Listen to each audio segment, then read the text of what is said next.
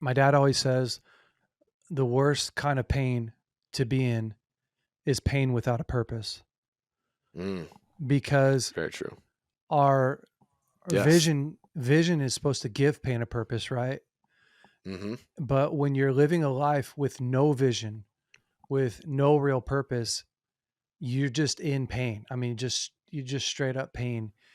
That And is so true, man. yeah, but it's incredible if you also couple that with what Jordan Peterson says. I love Jordan Peterson.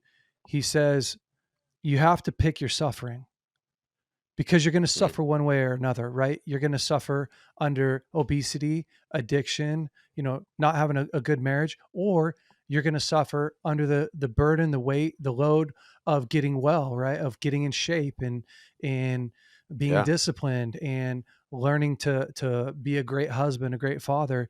And all too often we we don't actually pick our suffering. We Yeah. just we just choose instant gratification, which So really true.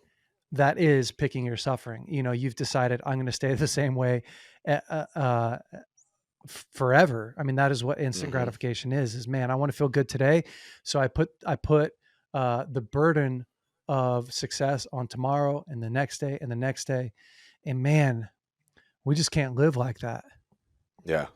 Yeah, that It, that's so true. I mean, like if you're suffering for something you believe in, um, something that's worthwhile, it's like there's almost pain in that suffering. I mean, there's almost pleasure in that suffering, yeah, like in thy service, pain is pleasure. It's one of my favorite like hymn quotes. that's But awesome.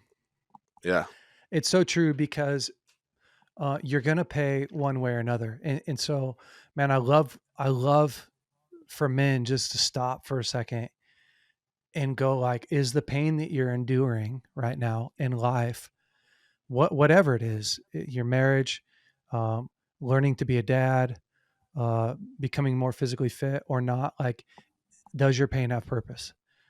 mm, Because at least if your pain has purpose, you feel good about yourself. yeah, You're energized, right? You're seeing progress. And you don't have to make that much progress. You just have to make 1% more progress. You just have to know, oh, I gave my best today, right? And yep. I also Move the think that, chains. yeah, I also think that the inner critic kills progress probably faster than anything. Oh yeah, for sure, man. And especially if you have a personality like mine, where you're kind of all in. Like a lot of times with fitness, for example, I'd be like, you know, I'm I can't go all in. Like I can't be like just all in. So I'm not going to do it at all. Where in actuality, that's very damaging because if you only make it to the gym once or twice a week, that's 100 or 200% better than 0 times a week. It's so Um, true. so don't, yeah, you And can. That's a big personality flaw of mine. what I love is how the Bible says, don't despise the day of small beginnings, right? Because what do we all Yeah, do?